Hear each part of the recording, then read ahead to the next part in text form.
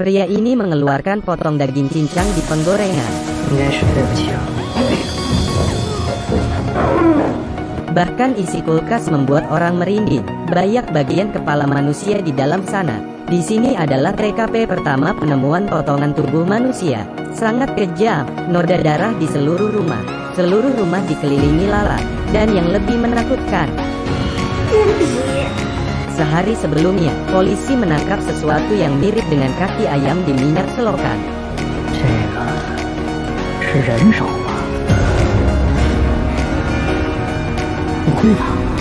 Setelah Kapten Tim Litao menerima berita itu, membawa dokter forensik Kim Ning ke tempat kejadian. Kim Ning mengambilnya dan mengamatinya dengan cermat. Lin Tao menganalisis itu.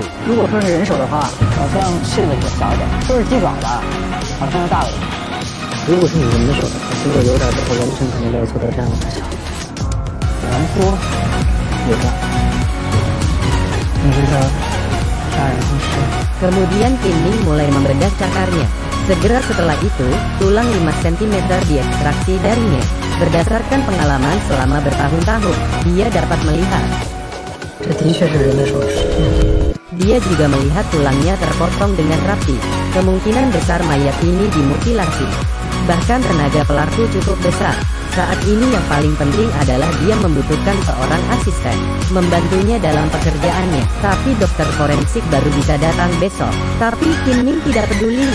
Melihat jam tangannya, memintanya tiba dalam waktu 20 menit. Mengetahui itu, Li Dabao bergegas ke tempat kejadian. Tapi sutradara tidak membiarkannya sampai tepat waktu. Benar saja, dia melihat seorang anak kecil berdiri di tengah jalan.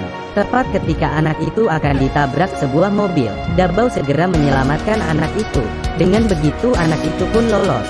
Yang lebih sialnya, ada macet di jalanan. Dia terpaksa menghentikan mobilnya di jalan, menyerahkan anak itu ke polisi, lalu segera menuju ke TKP. Tapi dia tetap terlambat. 齐科长，我是新调来的李大宝。我最讨厌的就是迟到。一个人可以什么都做不好，那也是能力。迟到了就是态度。哦，对不起，但是不用紧，连人都做不好，敢做反。 Hati Kim Ning sangat tidak bahagia, dan berkata padanya pekerjaan ini tidak bisa dilakukan wanita. Dabao penasaran, apa yang bisa dilakukan pria dan tidak bisa dilakukan wanita?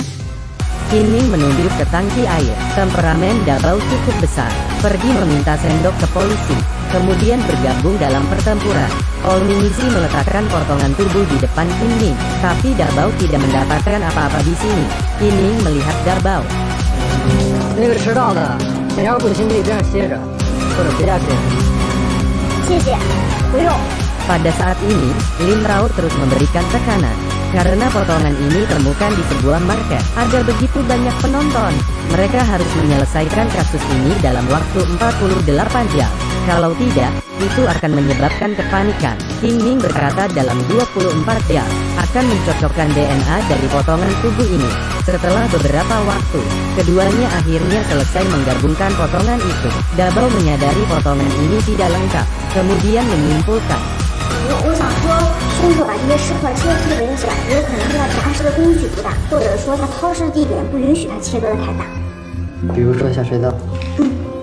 Kemudian Kim Ning meminta Dabao mencium sesuatu. 便便。是粪便。